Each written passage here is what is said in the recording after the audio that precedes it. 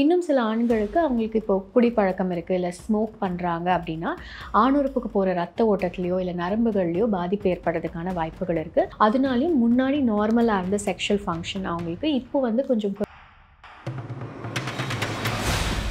இந்த ஒரு ஸ்ட்ரெஸ்ஃபுல்லான நிகழ்வுகளுக்கு பிறகு அவர்களுக்கு அது வந்து ஒரு எரெக்டைல் டிஸ்ஃபங்க்ஷனாகவோ இல்லை ஆண்மை குறைவாகவோ மாறுறதுக்கான வாய்ப்புகள் இருக்குது. நிறைய ஆண்களுக்கு திருமணத்திற்கு பிறகு ஒரு எரெக்டைல் டிஸ்ஃபங்க்ஷன் இல்லை ஆண்மை குறைவு ஏற்படுது. இதற்கான காரணம் என்ன, இதை எப்படி வந்து தவிர்க்கலாம் அப்படி இப்போ இருக்க காலகட்டத்தில் எரெக்டைல் டிஸ்ஃபங்க்ஷனுக்கு பல வகையான ட்ரீட்மெண்ட்ஸ் இருக்குது. ஃப்ரம் நார்மல் மெடிக்கேஷன்ஸ்லேருந்து தெரப்பிலேருந்து ட்ரீட்மெண்ட்ஸ் நிறையா இருக்குது. ஸோ அவங்களால ஆட்டோமேட்டிக்காக இதுலேருந்து ஈஸியாக வெளிவர முடியும். ஏன்னா சில ஆண்கள் வந்து இந்த ஒரு எரெக்டைல் டிஸ்ஃபங்க்ஷனை வந்து ஒரு மாஸ்குலினிட்டி அவங்களோட ஆண்மையோட சம்மந்தப்படுத்தி தான் பார்ப்பாங்க. லைக் நம்மளுக்கு இது பண்ண முடியலன்னா அப்போ ரொம்ப ஒரு சுய இன்பம் செய்திருப்பாங்க, மாஸ்டர்பேட் பண்ணியிருப்பாங்க. அப்போ அவர்களுக்கு எந்த பிரச்சனையும் இருந்திருக்காது. பட் ஆஃப்டர் மேரேஜ் தான் வந்து அவர்கள் வந்து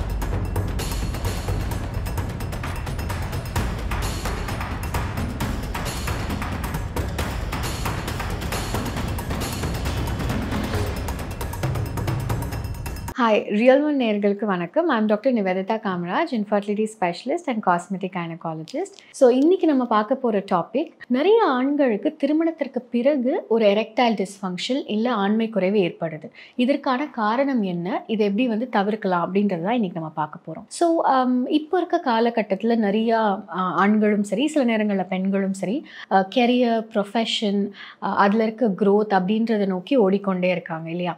ஸோ அப்படி இருக்கும் போது அவங்களோட நடைமுறை வாழ்க்கையில், அதாவது அவங்களோட உணவுகள்லேருந்து அவங்களோட எக்ஸசைஸ், அவங்களுடைய இன்டர்பர்சனல் ரிலேஷன்ஷிப், அதாவது அவங்க ஒய்ஃபோடு இருக்கக்கூடிய ரிலேஷன்ஷிப், அவங்க ஸ்பெண்ட் பண்ணக்கூடிய டைம், அவங்களுக்கு இருக்க மென்டல் ப்ரெஷர், இது எல்லாமே வந்து மாற்றத்துக்குள்ளாகுது.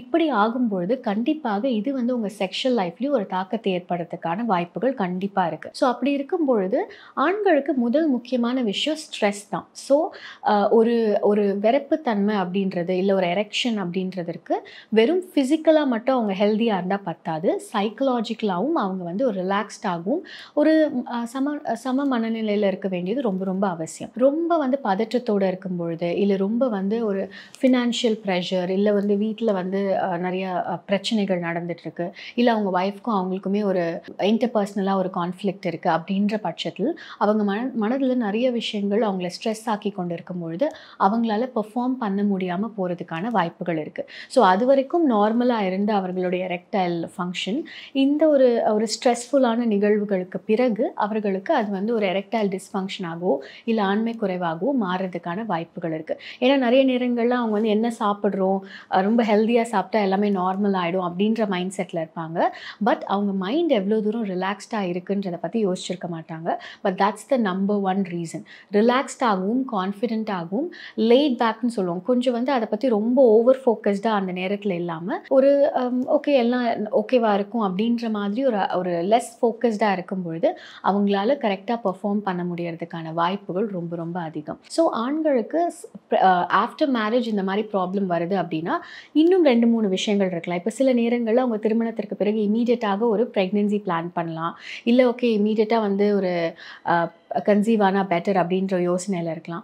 ஸோ அப்போ வந்து அவங்களுடைய ஒய்ஃபுமே வந்து இந்த டேஸில், ஓவிலேஷன் டேஸில் கண்டிப்பாக நம்ம தாம்பத்தியத்தில் இருக்கணும் அப்படின்ற ஒரு ஃபோக்கஸ் வரும்போது, இந்த நேரத்தில் இந்த டைமில் கான்டாக்டில் இருக்கணும் அப்படின்ற ஒரு வரையறை வரும்பொழுதே அவங்க மைண்டில் ஒரு பதட்டம் ஏற்பட்டுரும். அப்போ கரெக்டாக நம்ம இப்போ பெர்ஃபார்ம் பண்ணணும், இதில் ஏதாவது ப்ராப்ளம் வந்துட்டால் பிரச்சனை ஆகிடும், இல்லை இந்த டைமில் எதுவும் பிரச்சனை வந்துடக்கூடாது, நம்ம கரெக்டாக வந்து லைக் எல்லாமே கரெக்டாக நடக்கணும் அப்படின்னு ரொம்ப ஃபோக்கஸ்டாகவும் ரொம்ப பதட்டமாகவும் அந்த ஒரு செக்ஷுவல் கான்டாக்டை அணுகும்பொழுது ஆட்டோமேட்டிக்காக அவங்களால வந்து சில நேரங்களில் பெர்ஃபார்ம் பண்ண முடியாமல் போகிறதுக்கான வாய்ப்புகள் இருக்குது. சில நேரங்களில் நார்மலாக இருக்கும், சில நேரங்களில் ஒரு பதற்றத்தினால ஒரு பிரச்சனை வர்றதுக்கான வாய்ப்புகள் இருக்குது.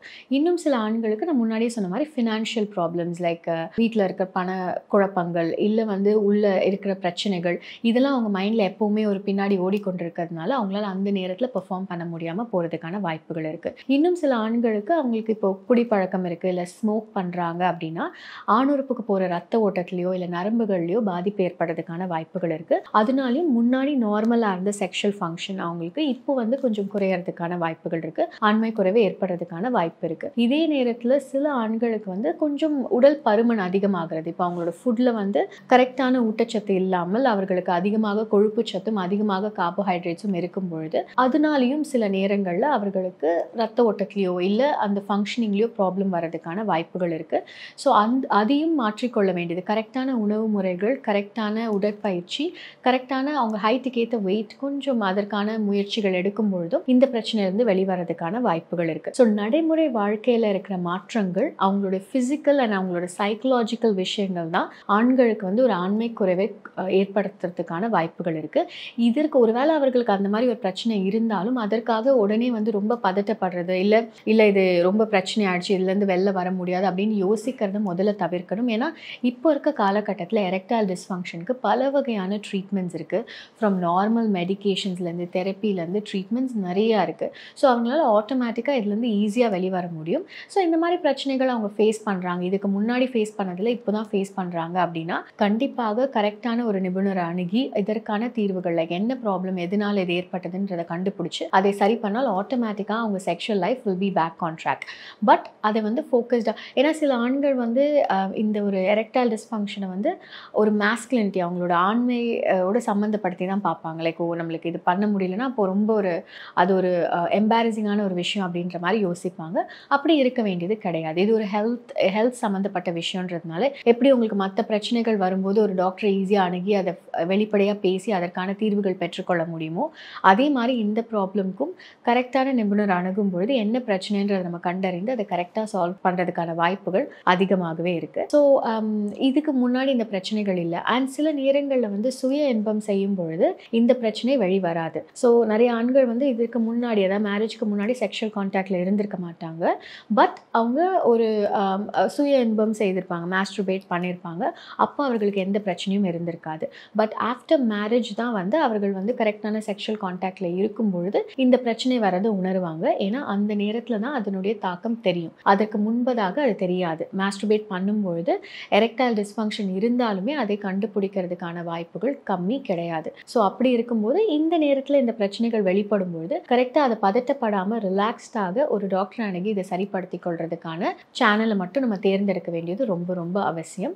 அண்ட் இதை கரெக்டாக ஃபாலோ பண்ணி எவ்வளோ சீக்கிரமாக ஒரு டாக்டர் அணுகிறீங்களோ, ஏன்னா இது வந்து ஒரு சைக்கலாஜிக்கல் விஷயம் அப்படின்றதுனால ரொம்ப நாட்கள் கடத்தும் பொழுது என்ன ஆகும் அப்படின்னா சில நேரங்களில் அது வந்து ஒரு ஃபோபியா, அது வந்து லைக் ஒரு மைண்டில் வந்து இல்லை இது ஏதோ பிரச்சனை இருக்குது அப்படின்றது ஆழமாக பதியும் பொழுது அதுலேருந்து வெளிவர முடியாமல் போகிறதுக்கான வாய்ப்புகள் இருக்குது. ரொம்ப அதை அவங்களே நம்ப ஆரம்பிச்சிடுவாங்க நம்மளுக்கு ஒரு ப்ராப்ளம் இருக்குன்னு. ஸோ அப்படி இல்லாமல் அதை கொஞ்சம் லைட் ஹார்ட்டடாக கரெக்டாக சீக்கிரமாகவே ஒரு டாக்டர் அணுகி சரி பண்ணும் முயற்சிகள் இறங்கும் பொழுது ஈஸியாக இதை சரி பண்ண முடியும். நன்றி, வணக்கம்.